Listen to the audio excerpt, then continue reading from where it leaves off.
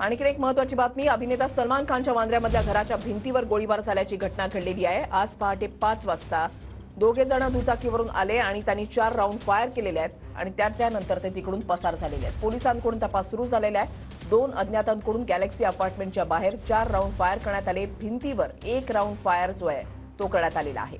महत्त्वाची बातमी आपण पाहताय। मुंबई पोलिसांच्या गुन्हे शाखेची टीम ही घटनास्थळी पोहोचलेली आहे। तपास जो आहे तो सुरू झालेला आहे। अभिनेता सलमान खान गॅलेक्सी इमारतीमध्ये राहतो आणि त्याच्या इमारतीच्या बाहेर आज पहाटे 5 वाजता गोळीबाराची घटना घडलेली आहे। कृष्णा सोनारवाडकर आमचे प्रतिनिधी अपडेट्स देतील। कृष्णा,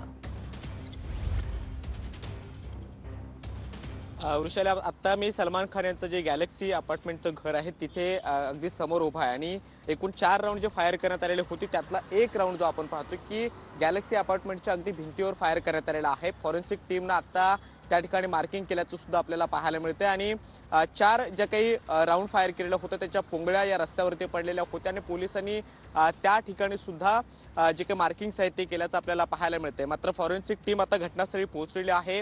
वरिष्ठ अधिकारी सकाळी 6 पासून या ठिकाणी पोहोचलेले होते आणि तेव्हापासून या सगळ्या प्रकारची माहिती जी आहे ती घेतली गेलेली आहे आणि आता आपण जे मार्किंग पाहतोय ते गॅलेक्सी अपार्टमेंटच्या पहिल्या मजल्यावरच्या भिंतीवरती जी गोळी लागलेली होती त्याचं मार्किंग आपल्याला पाहायला मिळतं आहे। फॉरेन्सिक टीमनं आत्ताच या ठिकाणी तिथे चढून ते मार्किंग केलेलं आहे आणि एक राऊंड जो आहे तो अगदी घरावरच्या दिशेनं फायर करण्यात आलेला होता हे जवळपास स्पष्ट झालेलं आहे।